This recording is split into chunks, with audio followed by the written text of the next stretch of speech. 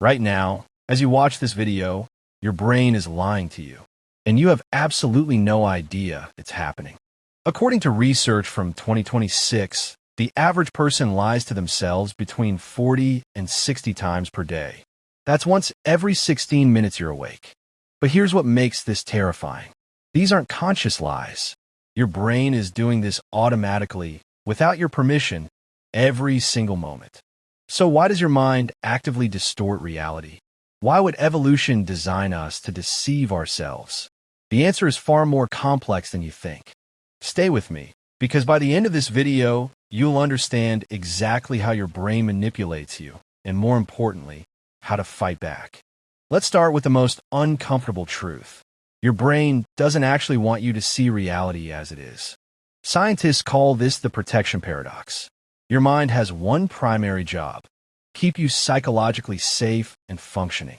If you saw yourself and the world with complete accuracy, you'd be paralyzed with anxiety, shame, and existential dread. So your brain creates something psychologists call positive illusions. These are systematic distortions that make you see yourself as better than you actually are. A landmark study from Cambridge University in 2026 found that 93% of people rate themselves as above average in key life skills. Think about that. Mathematically, that's impossible. But your brain doesn't care about math. It cares about protecting your ego. You tell yourself you're a good driver, a good friend, a hard worker, even when the evidence suggests otherwise. This is cognitive dissonance in action. When reality conflicts with your self-image, your brain rewrites the story. You didn't fail because of your lack of preparation. You failed because the test was unfair. The boss was biased. The timing was wrong. But self-deception goes even deeper. Your brain doesn't just lie about the present. It actually rewrites your past. Every time you recall a memory, your brain subtly edits it, adding details that support your current beliefs, removing ones that don't. Neuroscientists at Stanford discovered in 2026 that 42% of our confident memories contain significant distortions or completely false details. That embarrassing thing you said 5 years ago, your brain has probably softened it, made you seem less foolish, more justified. That relationship that ended badly, you remember your partner's flaws vividly, your own contributions to the problems. Somehow those are hazy. This is called motivated reasoning. Your brain has a desired conclusion, then works backwards to find evidence that supports it. We don't think and then believe. We believe and then think up reasons why we're right. Here's where it gets really disturbing. Your brain has an uncomfortable truth filter built right into your perception. Information that challenges your worldview literally triggers a threat response in your amygdala, the same part of your brain that responds to physical danger. This is why facts don't change minds. Your brain treats contradictory evidence as an attack, not information. A Yale study from 2026 showed that when presented with proof they were wrong, 78% of people doubled down on their original belief. They didn't update their understanding. They created more elaborate justifications, built higher walls around their beliefs. You do this with your health. I'll start exercising next week. This is your brain protecting you from the discomfort of taking action today. You do this with your finances. I deserve this purchase. I work hard. Your brain glossing over the credit card debt and empty savings account. You do this with your relationships. They'll change. They'll realize how lucky they are to have me.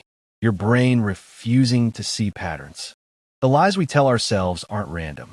They follow predictable patterns, all designed to protect one thing: your identity. Your brain has constructed a story about who you are: the good person, the smart one, the victim, the survivor, the winner. Any information that threatens this story gets filtered, distorted, or completely rejected, even if it's true, especially if it's true. Psychologists call this the identity defense system. It's why criticism feels like a personal attack, even when it's meant to help. Your brain interprets any suggestion that you're wrong as a threat to your entire sense of self. So it fights back with rationalizations and excuses. Here's the really scary part. The better you are at rationalizing, The more intelligent you are, the more elaborate your self-deceptions become. Smart people don't lie to themselves less. They're just better at creating convincing stories about why they're right. Research from MIT in 2026 found that people with higher intelligence scores showed 36% more elaborate self-justification patterns. So if we're all lying to ourselves constantly, if our brains are designed to distort reality, are we doomed? Is self-awareness even possible? Yes, but it requires something most people never do. You have to actively work against your brain's natural tendencies. First, you need to understand that your first reaction to anything is probably wrong. That's your defense system activating. When you feel defensive, that's a signal. Your brain is trying to protect a belief. Ask yourself why. What am I protecting? Second, actively seek out information that contradicts your beliefs. This is painful. Your brain will resist. Do it anyway. Third, practice saying I was wrong out loud. Make it less threatening. Your identity can survive being incorrect. It happens to everyone. Finally, get external feedback from people who will tell you the truth. Not yes men. People who care enough to be honest even when it hurts. If this video made you uncomfortable, good. That discomfort is your brain's defense system activating. You're seeing something true. If you want to see more videos that challenge your thinking and reveal the hidden mechanisms of your mind, hit that like button and subscribe. The first step to defeating self-deception is knowing it exists. The second step is having the courage to look for it in yourself.